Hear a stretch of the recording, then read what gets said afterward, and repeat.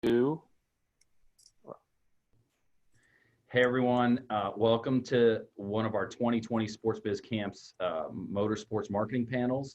My name is Tony Mayhoff. I'm excited to have three incredibly accomplished marketing professionals to talk to you guys today.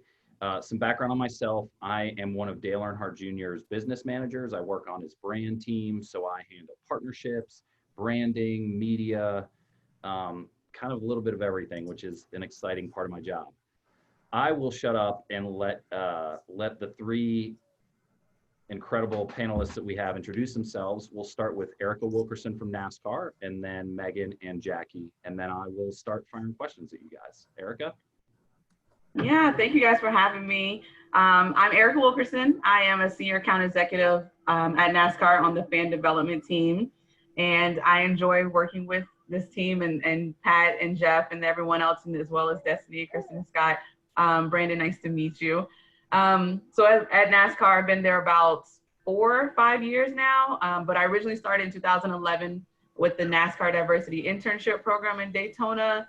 I have been around sports since 2006, believe it or not, sports my whole life, but professionally 2006 at the University of Central Florida. And I'm excited to be here today. Can't wait to talk with you guys. Hi, my name is Megan Hughes Allison, and thank you for inviting me. And hello to Erica and Jackie, who I have the pleasure of knowing, and excited to be on the panel with you. And thanks, Tony, for inviting me. I am Senior Vice President at Genesco Sports Enterprises, which is a sports marketing consulting agency. I oversee the consulting side of the business for a number of our corporate clients, as well as oversee our hospitality and events team, who are on the ground bringing events to life when we are actually having events. So I've actually been at Genesco for nearly 15 years, working on great businesses like PepsiCo and Bojangles and Advanced Auto Parts. So had a lot of opportunity to work in motorsports, and excited to talk to you all about the industry. Hi, I'm Jackie Woodward. Thanks for having me. It's really fun to see all of you guys, and we're talking about one of my favorite topics, which is sports and consumers and marketing and leadership. So happy to be here today. I am the Chief Marketing Officer of Bojangles Restaurants, which is a fried chicken and biscuits chain, mostly in the Southeast, 750 restaurants. It's been around. We celebrated our 43rd birthday on Monday. But I like to say I've had a long career in fun food. So I spent some time on the agency side, and then on the company side, about 22 years with McDonald's Corporation, including leading all of their global sports and entertainment initiatives for about 15 years. And then I went to the beer business, and I ran media and digital and business affairs and sports and entertainment for Miller Coors. I was with General Mills for a couple of years, running their global media and marketing services before becoming Global Chief Marketing Officer at Krispy Kreme. And donuts led me to chicken and biscuits. So here I am. I got McDonald's into motorsports in 1992 with Junior Johnson's team with Bill Elliott. And I also ran the 2-car with the Penske organization when I was at Miller Coors. And we have a long-standing tradition in NASCAR at Bojangles, most recently with the Bojangles Southern 500. And this year we are really actively activating against Charlotte and Atlanta Motor Speedways with a lot of consumer activation. So a fair amount of time in the sport as well. Wow, all of you are so impressive. Thank you for being with us. So I want to start with how we all got where we are. One of the things, I'm a father, and so I think about ambition a lot, and whether ambition is this inherent thing in people or if it's a learned skill. For myself, it certainly wasn't inherent. I was aimless. I went to college. My degree is in finance. I haven't been in sports. I've been in sports now about a decade, but I took a very indirect path to get there. So I want to know from the three of you, and we can start with you, Jackie. You've been all over the marketing landscape and sports marketing. When you were a high school student, when you were a college student, was that your plan? Did you know exactly what you wanted to do, or did you just find the opportunities that opened and took that path? Yeah, I am an accidental marketer. I have a journalism degree from the University of Missouri, and started out my career in public relations and at a PR agency in Chicago, and working on McDonald's. And in 1984, so I'm dating myself, but I was a year out of college and had started to get my feet kind of wet in communications and marketing, you know, and there was an Olympics in the United States that year. And it was kind of an all hands on deck call from McDonald's to their agencies. McDonald's, you know, huge, big sponsor in '84. And then, you know, I wound up running that program for a lot of years, but as it turned out. But so I got a taste of that. I had no interest in sports whatsoever, frankly. It really just played to my strengths. But most important is, I think I was just at a point in my career, like I said, 1 year under my belt and kind of starting to look at the landscape, and I was looking to own something. And this just happened to be what came my way. And it's changed my life. I mean, it's given me so many different career opportunities. My husband was a sports writer at USA Today. He and I met in the press room at a gymnastics meet in Indianapolis. We've been married 33 years. So, you know, it's really, it's a great profession, but I'm at an age where there wasn't the structure that you all have the benefit of having today. You kind of just had to find your own way. But you know what? I would tell anybody, just find your own way. Raise your hand, find those ambitions, go for it. That's awesome. What about you, Megan? Yeah, similar in the sense that I did not know that I wanted to do sports marketing in high school. In fact, I was a competitive gymnast and spent a lot of time with the athletic trainer and at the orthopedics. So I assumed I wanted to do sports medicine. And that's what I went to college for, actually. Went through an internship with an orthopedic surgeon, went into surgery with him and got a little overwhelmed and passed out, and realized that that medicine was not going to be my avenue. But I knew I wanted to do sports. I moved to Chicago when I graduated from college, and my destiny has really been shaped by my network and relationships. So I got to Chicago and realized that the business of sports was something I was very interested in. Wasn't really sure how to get my foot in the door. It's a tough industry to just walk into, but I recognized that by being open to meeting people, asking questions, and telling them what my interest was, I was able to navigate my way into the industry. And it's been the most wonderful opportunity to sit where I am today and have had the experiences I've had, and to be able to share that, you know, to pass that down. You know, I was told the best way to get in the industry is through a sales position. I'm sure you've all heard that, but you know, if you don't know how to leverage your relationships and to be authentic in your relationships, then, you know, you might just stay in sales. So yeah. That's right. What about you, Erica? Yeah, so I would say I started doing sports when I was younger. I wish I was really good at gymnastics, but I stopped that like immediately. And but I did softball and basketball growing up, and in high school as well. Even like, you know, doing band, and I think band, being a drum major, is athletic. But I knew I wanted to be involved with sports because I had a counselor. She was very passionate about me, and she mentioned that if you want to find a career that's fulfilling, find something that you're passionate about, and find something that's stable. And I know right now it's hard to say anything is stable during these times, but I figured with sports or medicine, or like, you know, something in the medical field would be something that's stable. So I chose sports, and as soon as I got to college, I went to the University of Central Florida, and then I also graduated from the Weber International University. I went straight to sports in the DeVos Sport Business Management program there. I made sure to get an internship my first year, freshman year. I walked in there at a basketball game, and you know, they have the giveaways, and I saw that table and I thought, you know what, how can I help you guys out with this? And they were like, come by the office. And, you know, little did I know, hey, it's unpaid, but it gave me so much experience. 5.5 years later, because that's how long it took me in college, but that's okay. 5.5 years later, I stayed there. I was there the entire time with the marketing and promotions team, and I loved it. I learned how to run baseball, softball, football, their operations. I was also handing out T-shirts. I'm doing everything, rolling posters. I'm sometimes the mascot. believe it or not. So I kind of worked my way into sports, and then I'm creating a flyer, creating a poster, and I got to know a lot of people. I got to know a lot of the people in the industry, and that's actually how I found out about NASCAR. Not just growing up in Florida, but I was eavesdropping, carefully though, in a positive way. I was in the career center in college, and I was eavesdropping when someone said, hey, there's a free internship and you get paid.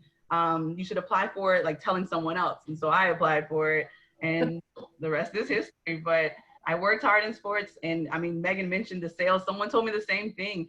Hey, you have to do sales. And I thought, I will make it without doing sales. I have to find a way. And nothing against anybody in sales. I don't want you guys to think that sales is bad.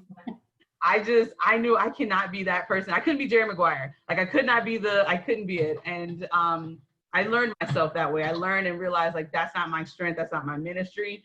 So let me find a way to promote the sport or market the sport to other people. And here I am.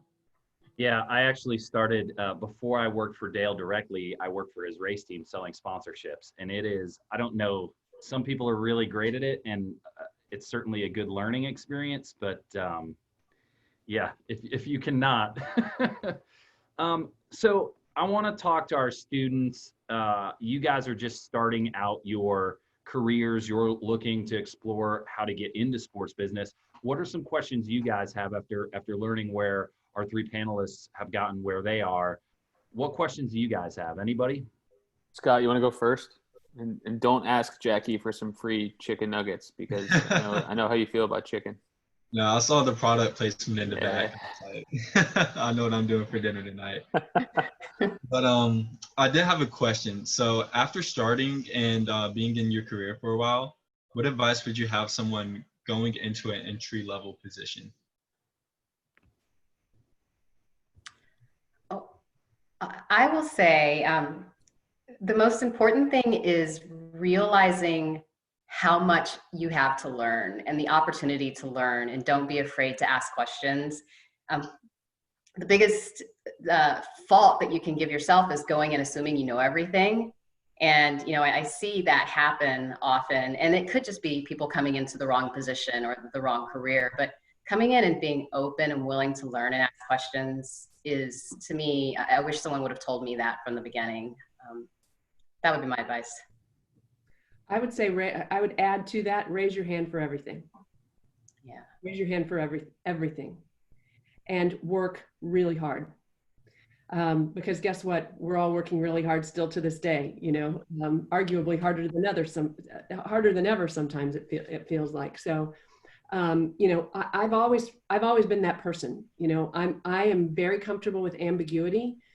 And so, which I think is important, by the way, is being able to take, because situations are very fluid, and to gain a reputation, which in the companies that I've worked in, I typically gain the reputation of, she's the one who will do the job that nobody else wants to do.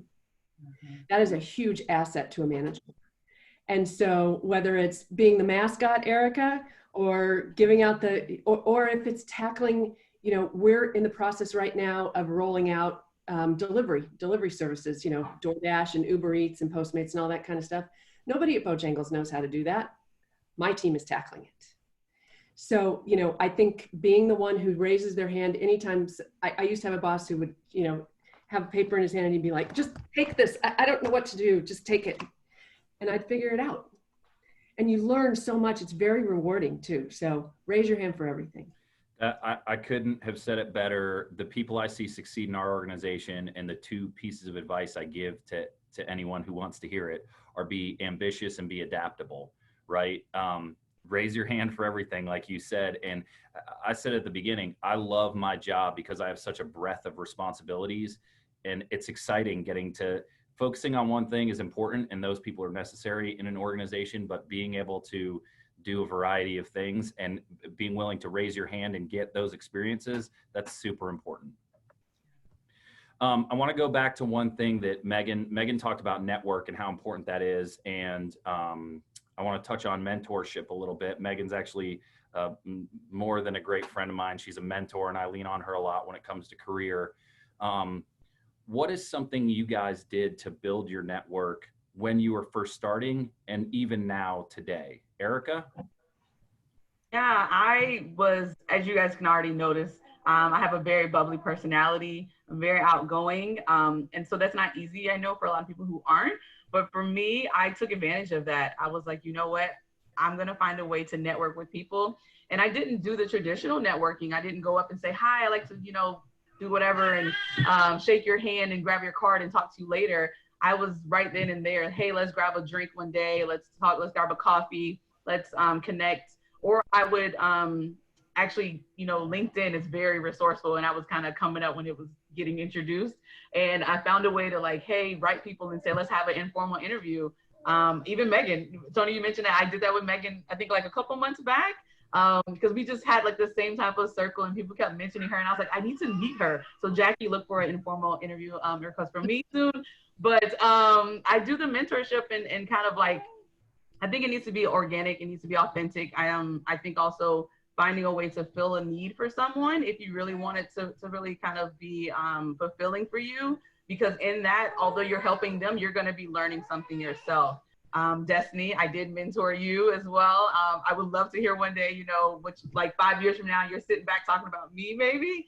But I think even learning from mentoring someone, that's helped me moving forward in other relationships. So I'm usually of the untraditional, let's connect over something other than, hey, is your company hiring? Megan? Yeah, people talk about the mentorship programs a lot, and I didn't come up through my career with a mentor. No one either self-identified themselves as my mentor or, vice versa. But there are certainly people who I have watched from afar, learned from afar, and then made sure I had the opportunity to connect and build a relationship with them and learn from them. And one of them is literally right here in Jackie. She's just a fabulous marketer, and she's an authentic quote unquote mentor, without like defining you as a mentor, because you just learn, you identify who you want to learn from. And I tell my team there's like 5 things to me that make you a good person and that you should look for in a mentor. And some people might argue with the first one about being nice. I am known for being too nice, and it may or may not have gotten me in trouble. But be nice, be loyal. So if I'm seeing someone afar that's loyal to their clients, their properties, their people, smart. Like I said it before, like we don't know everything. So if you are constantly educating yourself and learning, that's important. I learn from people that I see that are continuing to learn. Patience is such a virtue. It's so important to have patience in this industry. And then just truthful. Like truth and honesty and authenticity is so important. And so I identify those traits in people, and then I just decide like, hey, that's my mentor, and just kind of roll with it, whether they know it or not. And then you be that person and pass it on. My goodness, that sounds so simple, but it's so profound. Jackie? Yeah, I would just add just a quick point. I could talk about this topic for a long time, but I won't. As you're a young person, I think Erica had a couple of good points I wanted to underscore. You're taking my time. So I'm giving it to you, but how great would it be if you gave me something in return? And so, and maybe there's nothing you can do for me, but what if you just asked? It will set you apart. People will remember that you didn't just ask for something, you offered to give something in return. And I'm a pay it forward kind of person. And I have had an experience in the last couple of years where I was looking for a job for the first time in my career. And I leaned on a lot of people at that time. And now I'm talking to a lot of people who are in the same situation, and they're asking me for help, and I'm talking to every single one of them, and then I'm telling them to pay it forward. So maybe all you can do for me is pay it forward, but the fact that you thought enough to say, I respect that I've asked you for something and I'm willing to give something in return, even if it's just to pay it forward, will set you apart, because it means you have empathy and you have respect, and that you've been thoughtful about that mentorship. If I could pile on, just kind of to close the loop.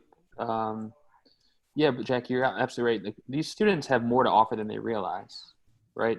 So, for example, you work at Bojangles. If Destiny reached out and said, "Hey, I've been watching what Chick-fil-A's been doing for the last 3 months, and here's a couple ideas I thought of and how you guys could apply it," like, maybe you don't pick those ideas. Maybe they're not even great ideas, but no one else does that, and you're going to pick up the phone and say, "Thank you for that. That was really great. Thank you so much." Right. So you guys can create it where you don't see it. It's confidence. And then the other thing that I would encourage you, and Brandon, I want to give a kudos to you.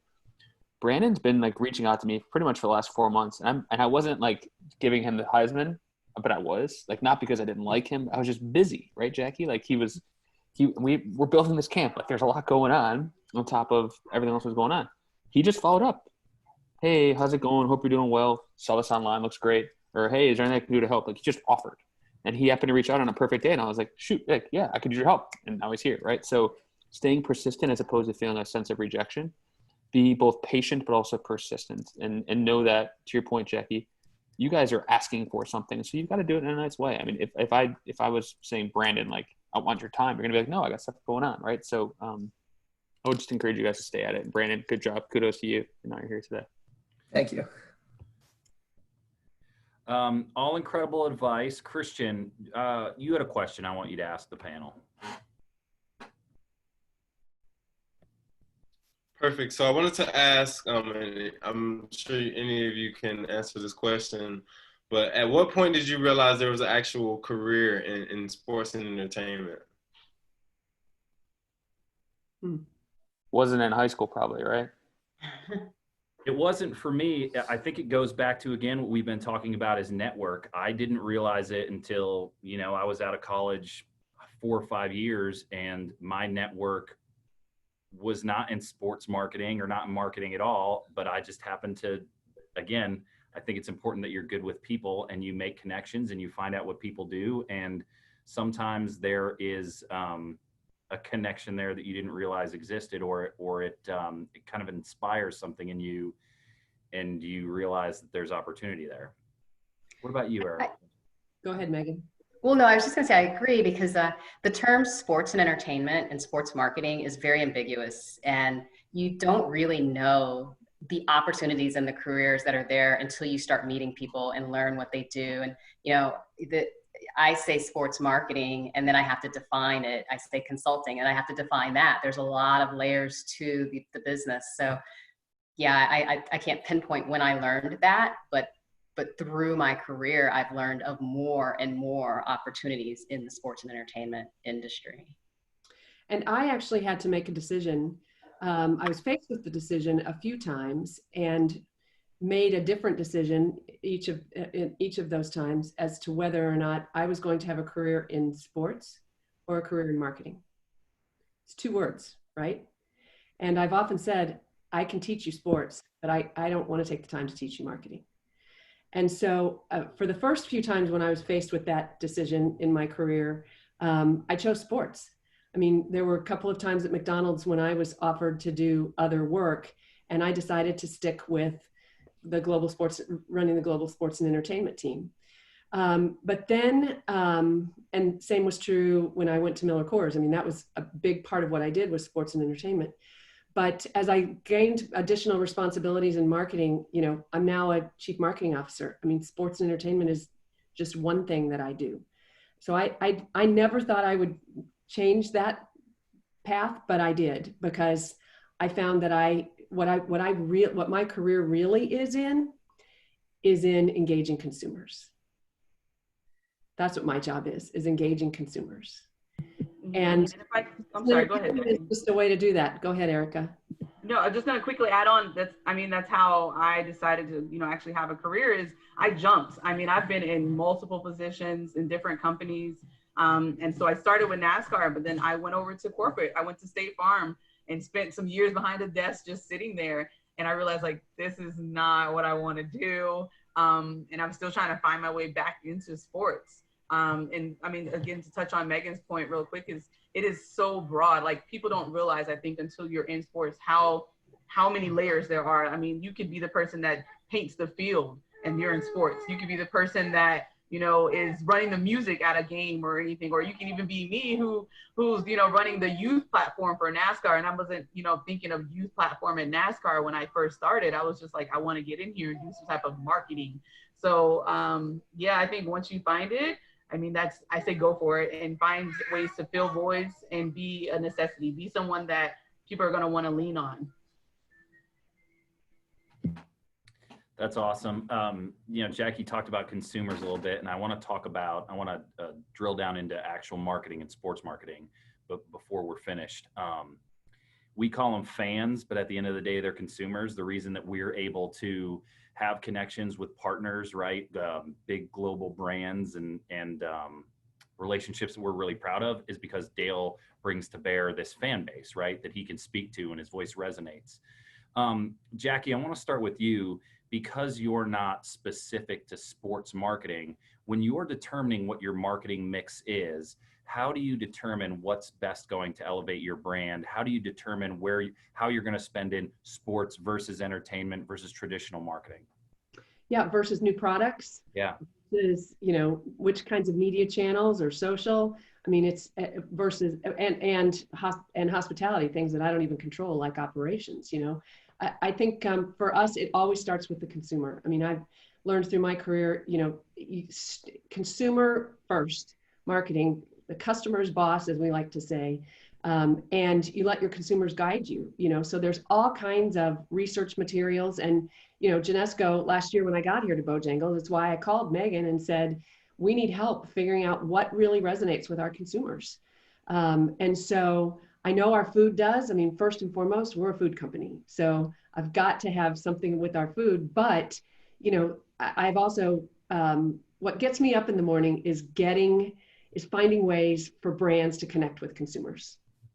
And sports, personalities, celebrities, music, all of these things are things that consumers are really interested in.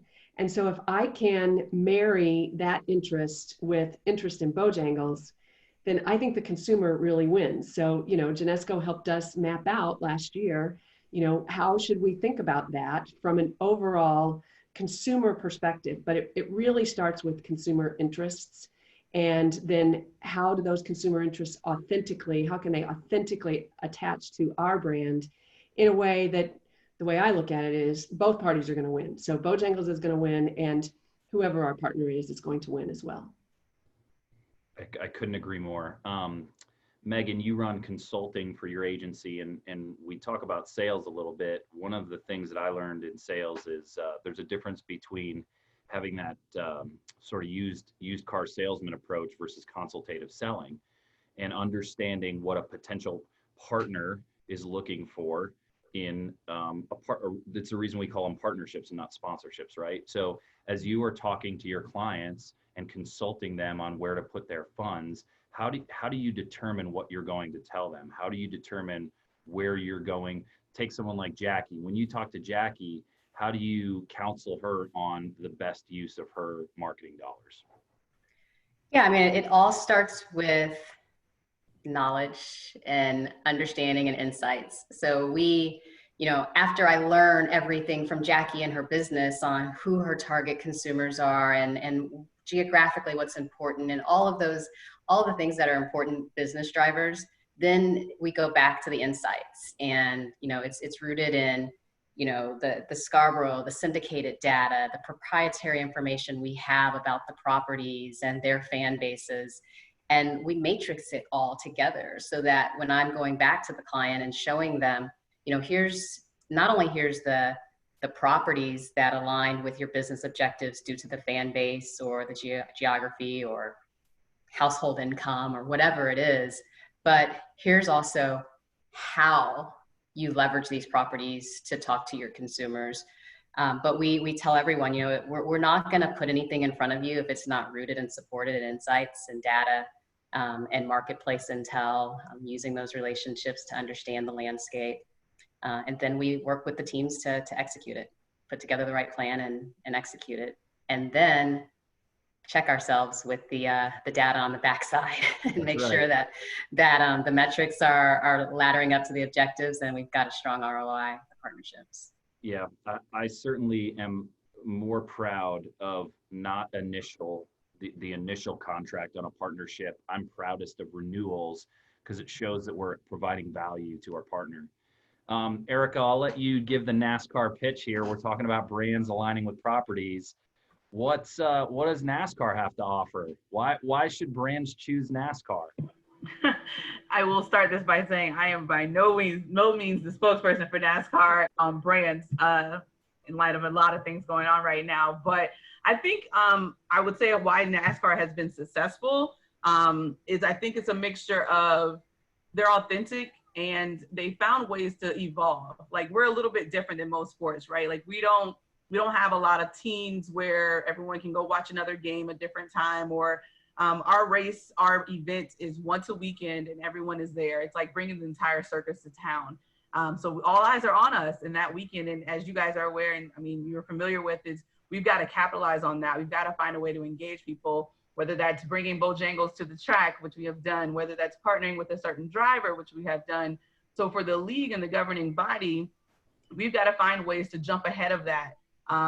So that by the time that, not that it's going to get old, so don't take this the wrong way, Jackie, but by the time people are like, I'm so tired of seeing Bojangles, or hey, I've seen Bojangles here, how do we expand that? And, you know, whether that's partnering with Jackie's team and having conversations, say, we think we should expand Bojangles to the West Coast or somewhere else.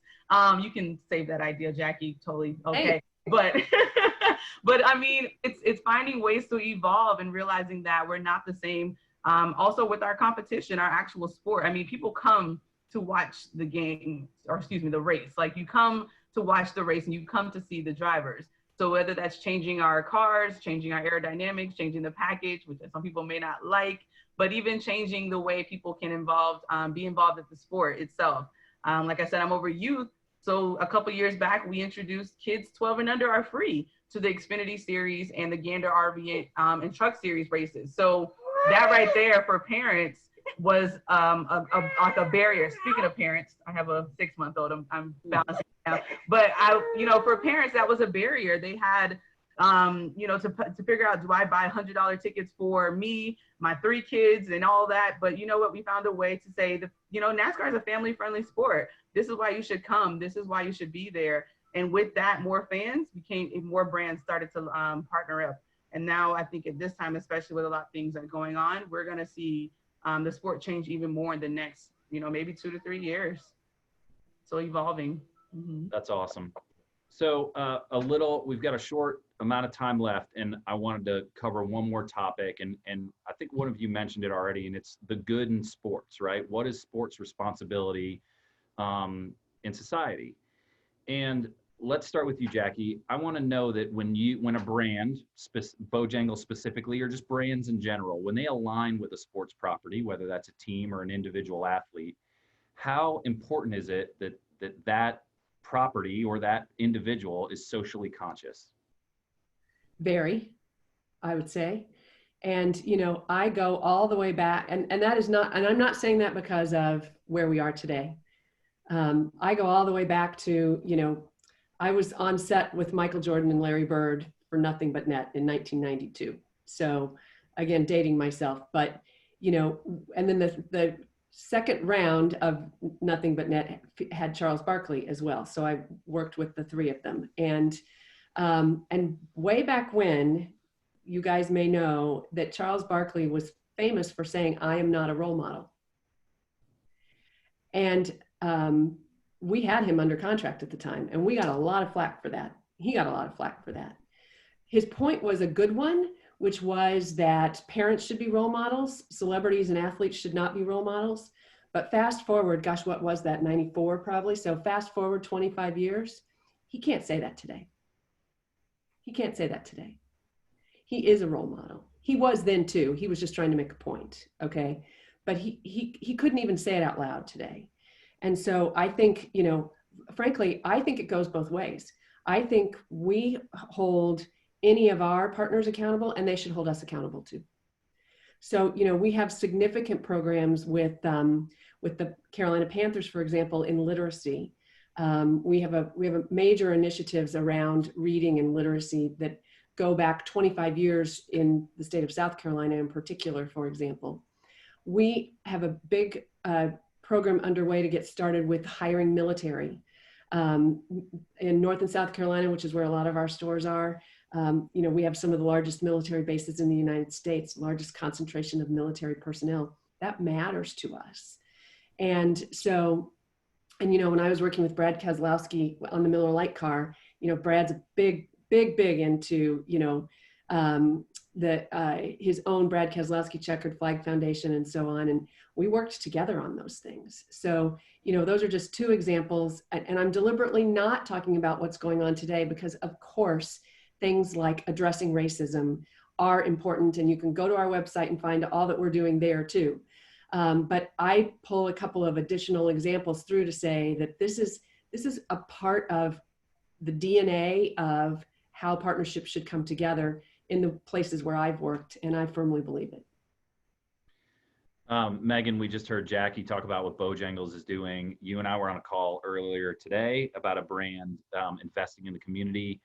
What is the trend that you're seeing more brands investing marketing dollars into being active and not passive, and not just socially conscious, but being socially active?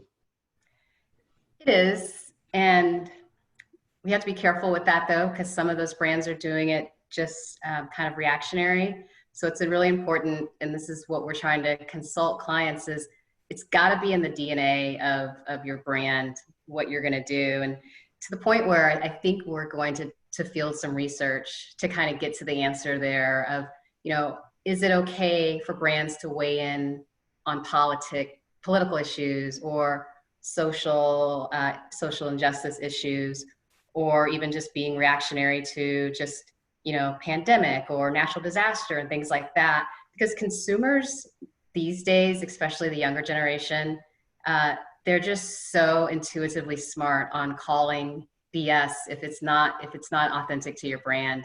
And so we've had a lot of conversations about this. Like, let's dig into the insights and understand like how consumers are going to react if your brand dives in one way and that's not really who you are. But yes, you are seeing brands are being way more socially active, not just conscious, where making a statement versus doing something. So it's just the balance of it's got to be authentic.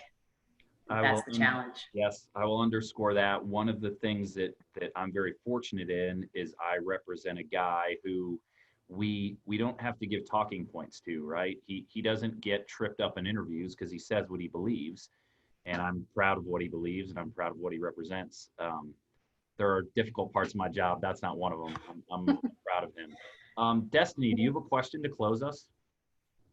Yes, I do. So I wanted to ask, this is really open to anybody, but I noticed that Jackie doesn't really have the tradition, she works with sports, but it's not exactly direct.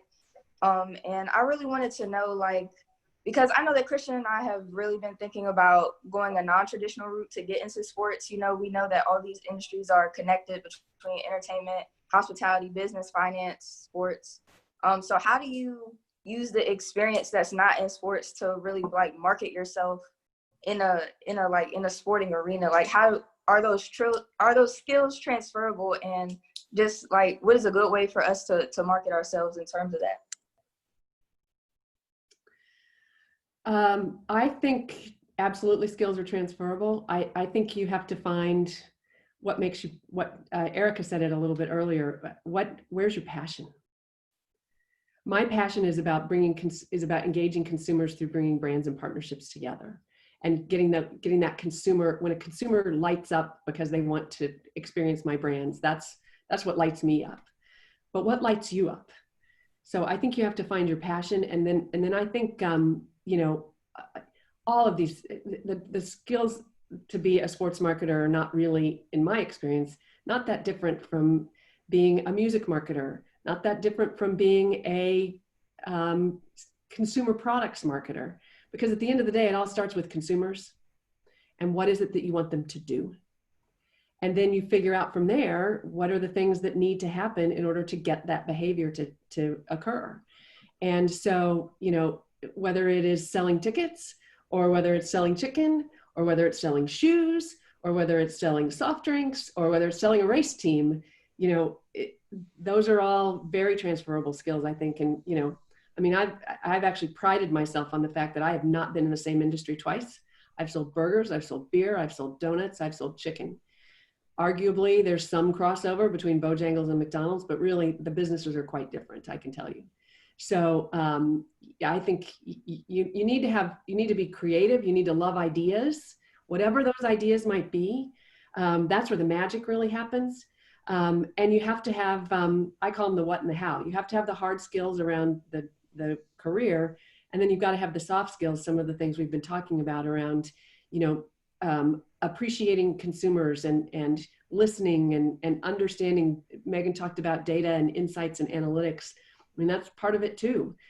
If I thought I was getting into marketing and PR and stuff because I was never going to have to do math again, because I'm horrible at math. I spend so much time on so much numbers. Oh my gosh. So you can't get away from the numbers.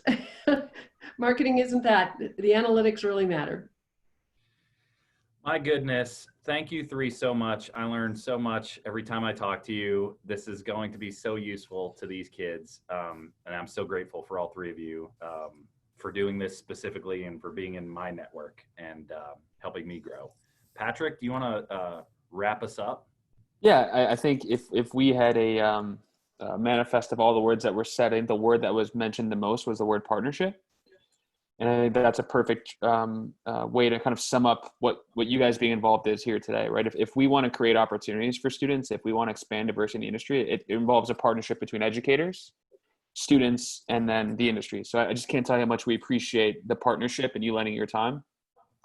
I don't know about you guys, but as Jackie was going through like all of her like food related experience, it's like 5:51. Like I think we're getting kind of hungry, so we'll get out of here shortly. But I just can't tell you how much we appreciate this partnership and how much it means to our students and the impact that it makes. So thank you so much for that. I think, and we do this a lot. We have a lot of conversations with a lot of different people, and it's really reinforcing. I know there's a lot that we need to change, but in my experience, really amazing people want to step up and be a part of that change. And thank you so much for doing that. It really means a lot.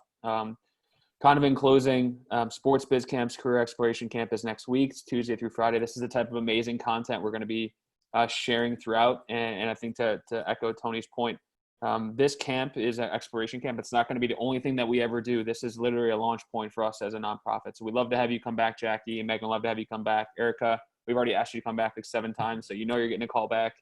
Tony, this was a great kind of introduction into the Sports Biz Camps family. So can't tell you how much we appreciate your time and support. Students, as always, you guys make me so proud. So thank you for the great questions. You're doing great stuff, and we're in good hands with you guys as the future of the industry. So please register at sportsbizcamps.com. And we'll hope to see as many high school students as possible next week. Thank you again, Jackie. Thank you, Megan. Thank you, Erica. And thank you, Tony. Bye, everybody. Thank you. Thank you, Bye. guys. Thank you.